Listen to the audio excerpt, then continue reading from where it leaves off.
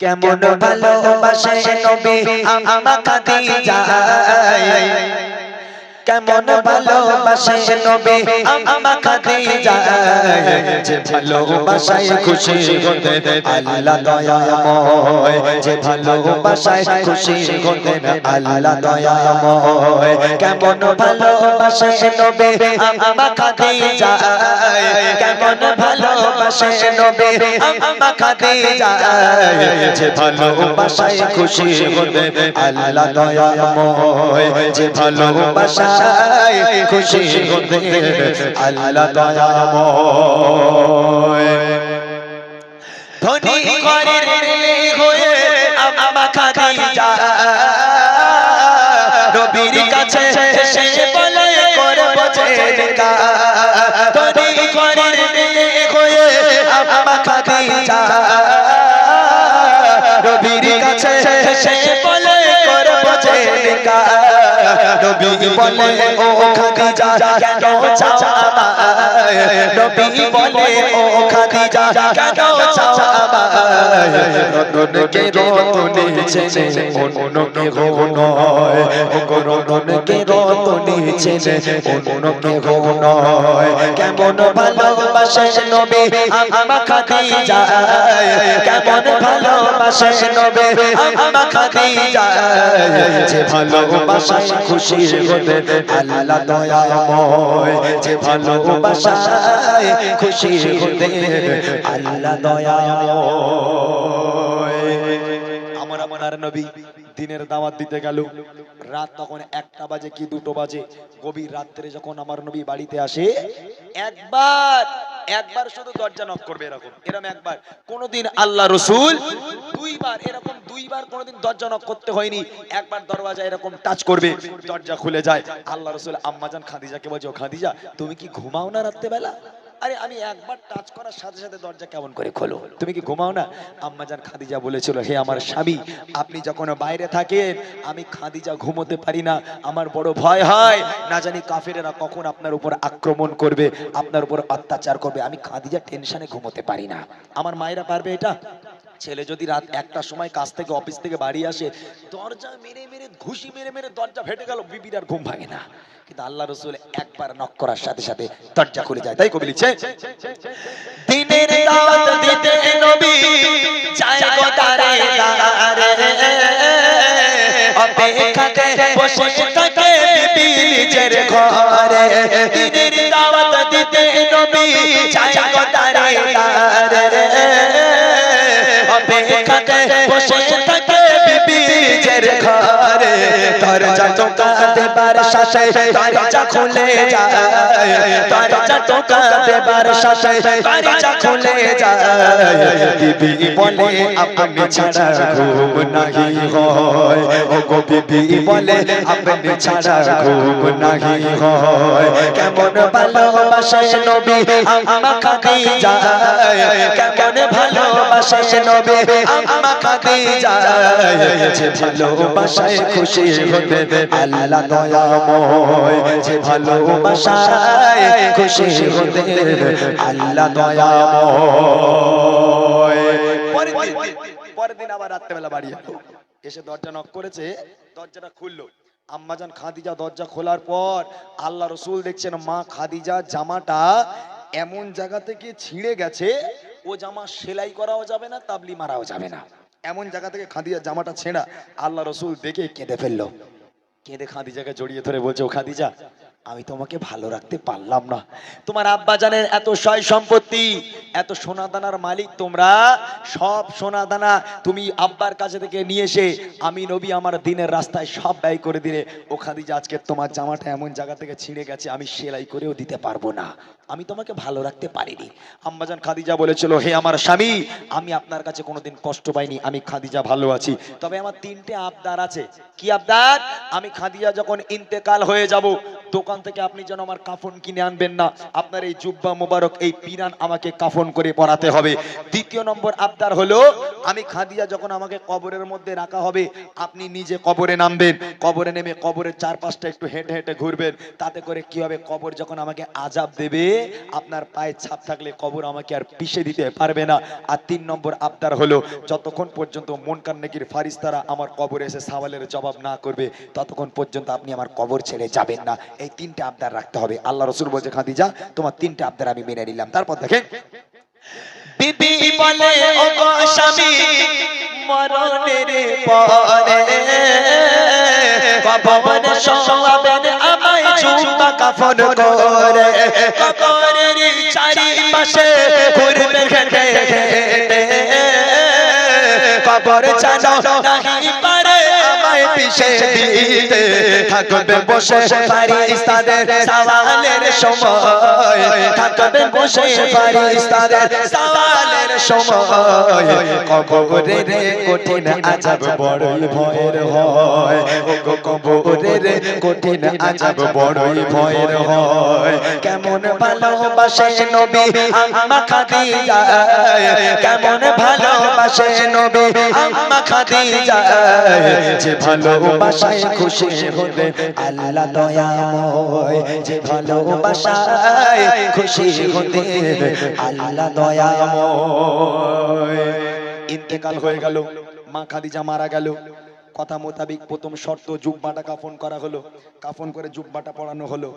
দ্বিতীয় শর্ত ছিল কবরে নামতে হবে। আল্লাহ রাসূল নামলো, কবরে নেমে একটু হাঁটা হলো। আল্লাহ রাসূল হেঁটে আম্মাজান খাদিজাকে কবরের মধ্যে শোয়ানো হলো। কবরের মধ্যে আম্মাজান খাদিজাকে শুইয়ে, মুখটা কোন দিকে থাকে ভাই? যখন মানুষ মারা যায় কবরে যখন শোয়ানো হয়, মুখটা পশ্চিম দিকে রাখা হয় না? তো আম্মাজান খাদিজাকে কবরে শুইয়ে আম্মাজান খাদিজার মুখটা নিয়ে পশ্চিম দিকে ঘোরানো হলো। যেই পশ্চিম দিকে ঘোরানো হলো, অটোমেটিক মুখটা সামনের দিকে হয়ে যায়, আসমানের দিকে হয়ে যায়। আবার একবার চেষ্টা করা হয়, আবার একবার খাদিজার মুখটাকে নিয়ে পশ্চিম দিকে ঘোরানো হয়, আবার অটোমেটিক সামনের দিকে হয়ে যায়।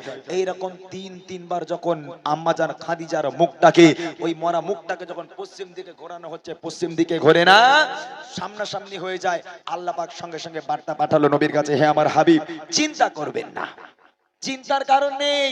আম্মাজান খাদিজার মুখটা পশ্চিম দিকে ঘোরানোর দরকার নেই। আমি আল্লাহ খাদিজার উপরে এত খুশি, আমি আল্লাহ খাদিজার উপরে এত রাজি। আপনি আমার হাবিব চিন্তা করবেন না, খাদিজা আমি আল্লাহ আমার জন্য, দিন ইসলামের জন্য নিজেকে এত কষ্ট দিয়েছে, এত কুরবানি করেছে। আমি আল্লাহ চাই না খাদিজার মুখটা পশ্চিম দিকে থাক, আমি আল্লাহ চাই সোজাসুজি আসমানের দিকে থাক, যাতে করে আমি আল্লাহ আরশে মুআল্লায় বসে বসে আমি আমার খাদিজাকে প্রতিনিয়ত দেখতে পারি। একবার জোরে বলুন না সুবহানাল্লাহ। কি ভালোবাসা!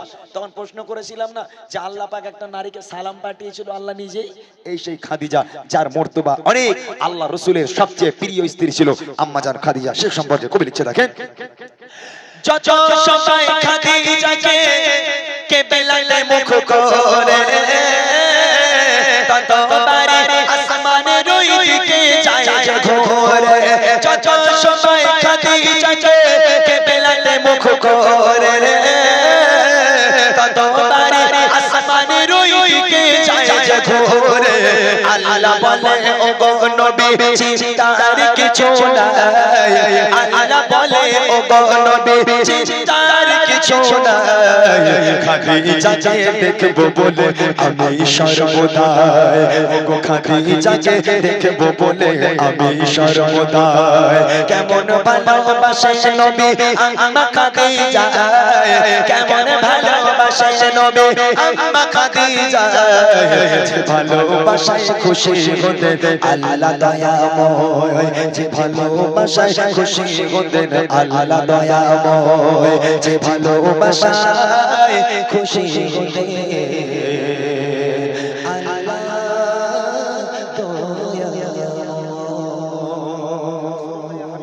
আমরা একটা উর্দু গজল গাইবো, সবাই মিলে আমার সঙ্গে আওয়াজ দিয়ে গাইবে, তারপর আমি বড়দের গজল শোনাবো, ঠিক আছে? দেখি, तुम दिकार के उनका चर्चा,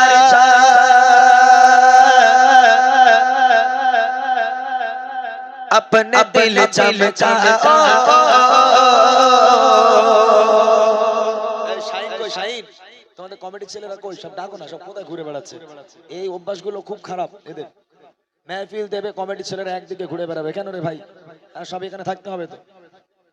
ওরা মেহফিল দিচ্ছে মনে করে ওরা সব জান্নাত পেয়ে গেছে, ওরা মেহফিল দিচ্ছে ওরা জান্নাতি। সবাই এখানে বসতে হবে, চলে এসো সবাইকে একটু ডেকে নাও।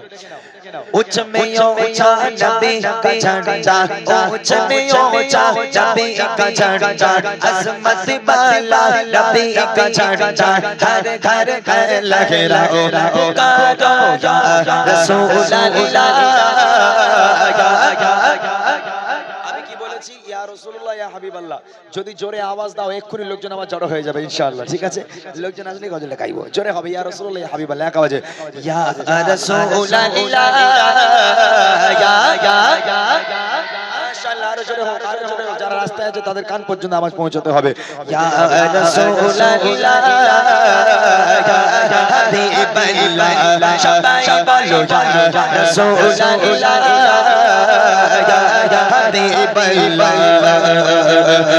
तुम करके उनका चर्चा अपना दिल चर्चा, उच्च में ऊंचा नबी का झंडा, उच्च में ऊंचा नबी का झंडा, घर घर घर लहराओ पुकारो या रसूल अल्लाह, या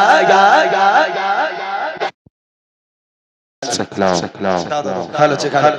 এই গজি তাড়াতাড়ি, সময় নেই একদম। ওই গজলটা শোনাবোই আমি, ঠিক আছে? স্বামী স্ত্রীর ভালোবাসা কেমন ওটা মূল গজল শোনাবোই, ওই জন্য সব বসে আছেন, ওটা চলে যেত।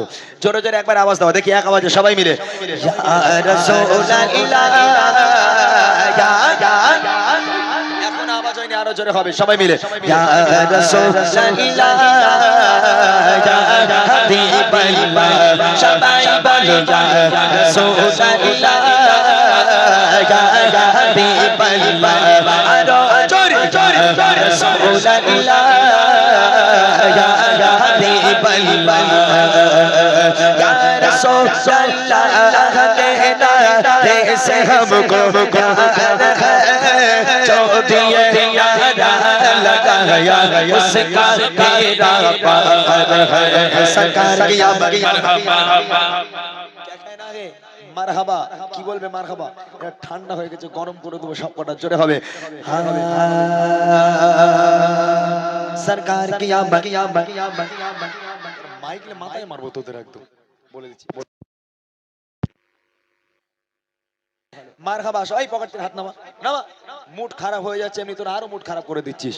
হ্যাঁ আরো জোরে হবে। सरकार की আরো জোরে বলতে, এই পেছনের বাচ্চা একটা করে বিয়ে হবে না তোদের, দেখবি একটা করে বিয়ে হবে না তোদের। এই জোরে আওয়াজ শিগগিরি, জোরে হবে সবাই মিলে। सरकार की सरदार की और ऊंचा बोलो दीवानो बोलो, सब मिलकर बोलो और ऊंचा बोलो, सर बच्चों बोलो और ऊंचा बोलो, सब मिलकर बोलो, आवाज निकालो, दीवानो बोलो और मिलकर बोलो मरहबा या रसूल अल्लाह, या हबीब अल्लाह, सबाई बोलो या रसूल अल्लाह, या हबीब अल्लाह, सबाई बोलो या रसूल अल्लाह, या তোদের আর বলতে হবে না বাপ, আমি এই গজলটা বলে বাড়ি যাই। চলেন যে মূল গজল